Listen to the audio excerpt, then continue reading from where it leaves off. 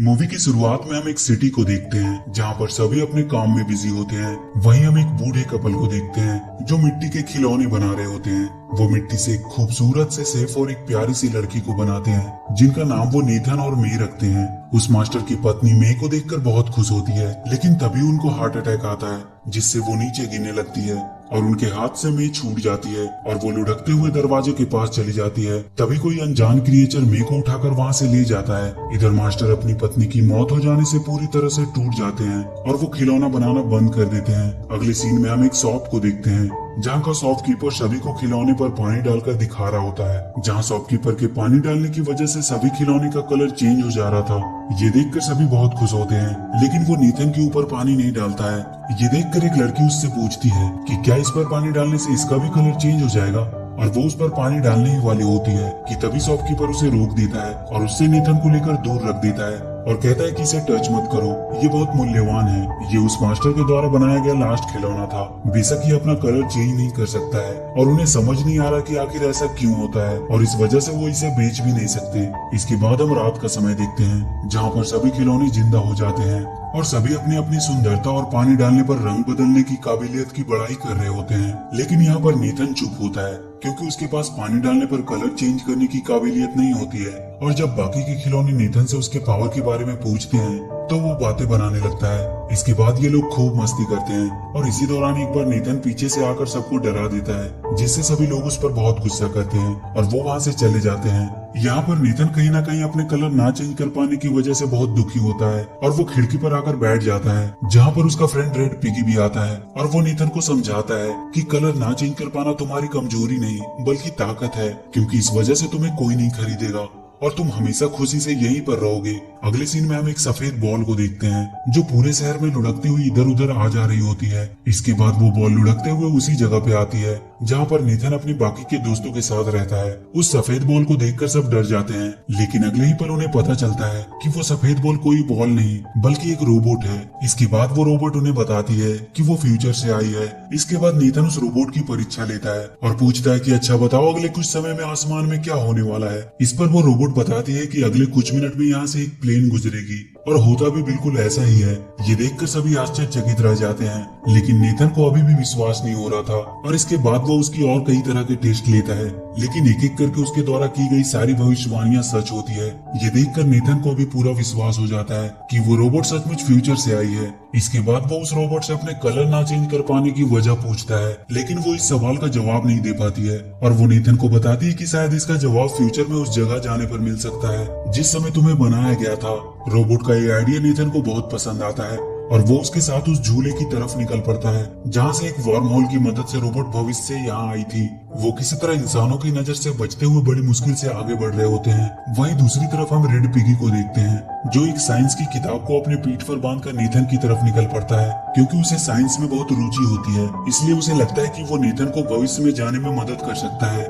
वहीं दूसरी तरफ हम नेथन और रोबोट को देखते हैं जो बहुत मुश्किलों का सामना करके किसी तरह उस झूले के ऊपर पहुंच जाते हैं, जहां पर रोबोट के हिसाब से वो वार्म होल था जिसकी मदद से वो भविष्य से यहाँ आया था। लेकिन वहाँ पर कुछ भी वैसा नहीं होता है और वो दोनों फ्यूचर में जाने के चक्कर में गिरते हुए एक घर में आ जाते हैं जहाँ पर ढेर सारे पालतू जानवर होते हैं और यहाँ पर एक बूढ़ा कछुआ भी होता है। वो जब नेथन की परेशानी के बारे में सुनता है तो वो उसे बताता है कि तुम्हारे सवालों का जवाब एक ही आदमी दे सकता है जिसका नाम है 3W मैन, जो सब कुछ जानता है, जो सबसे बड़ा ज्ञानी है। उसके पास हर सवालों का जवाब होता है। इसके बाद वो नेथन को एक मैप दिखाता है और बताता है कि 3W मैन तक पहुंचने के लिए उसे अंडरवर्ल्ड के अंधेरे रास्तों से होकर जाना पड़ेगा और उन अंधेरे रास्तों में इविल फ्लैश नाम का एक शैतान रहता है जिनसे उन्हें बचकर आगे बढ़ना होगा, वरना अगर उसकी नजर उन पे पड़ गई तो या तो वो उन्हें बंदी बना लेगा या फिर जान से मार देगा। इसके बाद नेथन रोबोट के साथ 3W मैन की तलाश में निकल पड़ता है। अब ये दोनों इंसानों की नजर से बचते हुए गटर में आ जाते हैं और गटर के रास्ते आगे बढ़ने लगते हैं। आगे बढ़ने के दौरान एक बार नेथन रोबोट को यूं ही स्पिन करने को बोलता है और वो ये देखकर हैरान हो जाता है कि वो रोबोट सच में स्पिन करने लगती है। इसके बाद नेथन रोबोट को स्टॉप बोलकर रोक देता है और उससे पूछता है कि ये क्या है। इस पर वो रोबोट नेथन को बताती है कि उसे नहीं पता। दरअसल उस रोबोट में एक वॉइस कमांड का फीचर होता है जिससे कोई भी बोलकर रोबोट को कमांड दे सकता है और अपनी मर्जी के हिसाब से उसे इस्तेमाल कर सकता है। तभी हम वहाँ एक चूहे को देखते हैं जो एक छोटे से गिफ्ट को लेकर जा रहा होता है। अब जब नेथन रोबोट के साथ कुछ आगे बढ़ता है कि तभी उसे नीचे वो गिफ्ट पड़ा दिखाई देता है जो वो चूहा लेकर जा रहा था। नेथन उस गिफ्ट को उठा लेता है और वो उसे एक गिफ्ट के तौर पे उस रोबोट को दे देता है और वो रोबोट उसे लेकर बहुत खुश होती है और उसका सिस्टम नेथन को एक फ्रेंड के तौर पे एक्सेप्ट कर लेता है। अब जब वो लोग आगे बढ़ रहे होते हैं कि तभी उन्हें महसूस होता है कि कोई भारी चीज उनकी तरफ तेजी से बढ़ रही है और अगले ही पल ये देखते हैं कि पानी की एक बहुत बड़ी लहर इनकी तरफ तेजी से बढ़ रही है। ये देखकर नेथन एक लटकती हुई सीढ़ी पर चढ़ जाता है और वो रोबोट भी अपनी जान बचाकर भाग रही होती है कि तभी उसके हाथ से नेथन द्वारा दिया गया गिफ्ट छूटकर नीचे गिर जाता है और रोबोट अपनी जान की परवाह किए बिना उस गिफ्ट को उठाने जाती है। इसके बाद ये लोग किसी तरह बहुत मुश्किल से अपनी जान बचा पाते हैं। इसके बाद नेथन उस रोबोट से पूछता है कि तुमने अपनी जान की बाजी लगाकर उस बेकार से गिफ्ट को क्यों उठाया। इस पर रोबोट बताती है क्योंकि वो उसका दोस्त है। यहाँ पर हमें पता चलता है कि रोबोट नेथन को अपना कितना बड़ा फ्रेंड मानती है। इसके बाद हम उसी रेड पिगी को देखते हैं जो अब भी अपनी पीठ पर बुक लेकर आगे बढ़ने की कोशिश कर रहा होता है और जब वो एक गटर के पास पहुंचता है तो वो उसकी गहराई और अंधेरे को देखकर उसे वर्म होल समझने लगता है। इसके बाद हम रोबोट और नेथन को देखते हैं जिन्हें गटर में दो चूहे मिलते हैं जो इन दोनों को डराने की कोशिश करते हैं। इनमें से एक पतले चूहे का नाम सिक्की और मोटे चूहे का नाम गिकी होता है और जब उन्हें पता चलता है कि ये दोनों 3W मैन को ढूंढ रहे हैं तो वो उनसे कहते हैं कि उन्हें पता है कि 3W मैन कहाँ रहता है और वो इन दोनों को अपने साथ ले जाते हैं। इसके बाद वो दोनों इन्हें बेवकूफ बनाकर अपने बॉस के पास ले जाते हैं जहाँ पर बहुत से चूहे होते हैं जो एक बेहतर लाइफ जी रहे होते हैं। ये सब देखकर नेथन पूरी तरह से हैरान हो जाता है। इसके बाद ये दोनों चूहों के बॉस के पास जाते हैं जहाँ पर बहुत सी कीमती और ऐतिहासिक चीजें रखी होती है और जब ये दोनों चूहों के बॉस को देखते हैं तो पूरी तरह से डर जाते हैं क्योंकि ये कोई और नहीं बल्कि इविल फ्लैश होता है जो खिलौनों को या तो मार देता है या तो कैद कर लेता है क्योंकि उसे खूबसूरत चीजों को कलेक्ट करने का बहुत शौक होता है। इसके बाद फ्लैश रोबोट को कहता है कि तुम हो एक ब्रांड न्यू रोबोट। ये सुनकर रोबोट उससे पूछती है कि क्या तुम मुझे जानते हो। इस पर फ्लैश बोलता है कि हाँ वो उसे जानता है। इसके बाद हम फ्लैशबैक का सीन देखते हैं जहाँ पर सिकी और गिकी एक लैब में चोरी करने जा रहे होते हैं जहाँ पर एक वैज्ञानिक अपने असिस्टेंट की मदद से उस सफेद रोबोट को बना रहा होता है और वहीं पे सिकी और गिकी की गलती की वजह से वो रोबोट अपनी जगह से हट जाता है और लुढ़कते हुए इधर उधर जाने लगता है जिसे देखकर वैज्ञानिक अपने असिस्टेंट के साथ उसे पकड़ने की कोशिश करता है। और एक ऐसा समय आता है जब बाहर का गेट बंद होने की वजह से रोबोट बाहर नहीं जा पाती और वैज्ञानिक उसे पकड़ लेते हैं लेकिन तभी उनका गार्ड गलती से दरवाजा खोल देता है जिससे रोबोट वहां से निकल जाती है और वैज्ञानिक उसे पकड़ नहीं पाते हैं। ये देखकर वैज्ञानिक का असिस्टेंट गार्ड को उसकी नौकरी से निकाल देता है क्योंकि उसी के दरवाजा खोलने की वजह से उसका रोबोट वहां से भाग गई होती है। और यहाँ पर हमें पता चलता है कि वो रोबोट कोई भविष्य से नहीं आई होती है बल्कि वो एक लैब में बनी होती है। इसके बाद इविल फ्लैश नेथन से कहता है कि तुम तो मेरे किसी काम के नहीं हो क्योंकि तुम्हारे पैर पे एक सिग्नेचर है और तुम एक डुप्लीकेट खिलौने हो। ये सुनकर रोबोट कहती है कि नहीं तुम झूठे हो, नेथन डुप्लीकेट नहीं बल्कि ओरिजिनल है क्योंकि सिग्नेचर हमेशा ओरिजिनल चीजों पर होता है। ये सुनकर फ्लैश अपने सबसे खूबसूरत कलेक्शन को उनके सामने पेश करता है जो कोई और नहीं बल्कि मे होती है। और यहीं पे हमें पता चलता है कि जब मे बूढ़ी औरत के हाथ से छूटकर दरवाजे के पास चली गई थी तो उसे वहां से चुरा कर ले जाने वाला कोई और नहीं बल्कि फ्लैश ही था। मे को देखकर नेथन उसे बताता है कि मास्टर ने उन्हें साथ में बनाया था और वो दोनों साथ ही रहा करते थे लेकिन मे इस बात से इनकार कर देती है और वहीं फ्लैश नेथन को मारने के लिए आगे बढ़ता है लेकिन तभी वो रोबोट नेथन और मे को उठाकर वहां से भागने लगता है। फ्लैश और उसके बाकी के चूहे उन्हें रोकने की पूरी कोशिश करते हैं लेकिन वो ऐसा करने में असफल रहते हैं। और एक ऐसा समय आता है जब रोबोट नेथन और मे को लेकर वहां से बाहर निकलने ही वाली होती है कि तभी अचानक से फ्लैश रोबोट पर हमला कर देता है जिससे मे उसके हाथों से छूटकर नीचे गिर जाती है जिसे फ्लैश के लोग कैद कर लेते हैं और नेथन गटर के गहरे पानी में गिर जाता है। इसके बाद रोबोट और फ्लैश के बीच में एक खतरनाक फाइट होती है जिसमें रोबोट फ्लैश को बहुत बुरी तरह मारती है।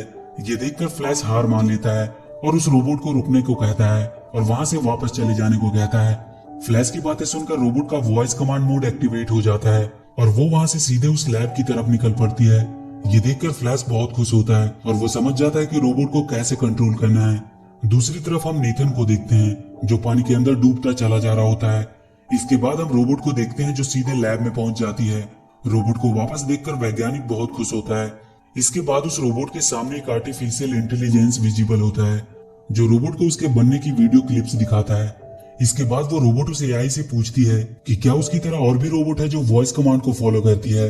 ये सुनकर एआई उसे बताता है कि हाँ, उसके जैसे और भी कई रोबोट हैं। इसके बाद वो खुद को वायर से अलग करके रोबोट के पास आ जाता है और वो उस रोबोट को वॉइस कमांड देता है और देखते ही देखते वहां पर ढेर सारे रोबोट आ जाते हैं जो एआई कमांड को फॉलो कर रहे होते हैं। लेकिन रोबोट को ये सब पसंद नहीं आता है और वो वहां से निकल जाती है। इसके बाद हम रेड पिगी को देखते हैं जिसे सिकी और गिकी किडनैप कर लेते हैं। उधर नेथन अभी भी पानी के अंदर फंसा होता है कि तभी वहां पर एक चमकीली मछली आती है, लेकिन अगले ही पल वो मछली वहां फंस जाती है जिसे नेथन आजाद कर देता है। इसके बाद वो मछली वहां से चली जाती है और अपनी तरह ढेर सारी मछलियों को लेकर वहां आती है। इसके बाद वो मछलियां नेथन को अपने ऊपर बिठाकर उसे वहां से बाहर निकालने के लिए निकल पड़ती है। दूसरी तरफ हम रेड पिगी को देखते हैं जो फ्लैश के सामने खड़ा होता है। फ्लैश पिगी को टॉर्चर करके उससे पूछता है कि बताओ रोबोट कहाँ पर है, लेकिन पिगी उसे कुछ नहीं बता पाता है क्योंकि उसे खुद नहीं पता होता है कि रोबोट कहाँ पर है। ये सुनकर फ्लैश पूरी तरह से फ्रस्ट्रेट हो जाता है। दूसरी तरफ हम नेथन को देखते हैं जो मछलियों की मदद से पानी के बाहर निकल जाता है, लेकिन तभी एक बड़ा सा चूहा नेथन पर हमला कर देता है और नेथन वहाँ एक गहरी खाई में गिरने लगता है। लेकिन तभी वहाँ पर वो रोबोट आकर उसे बचा लेती है।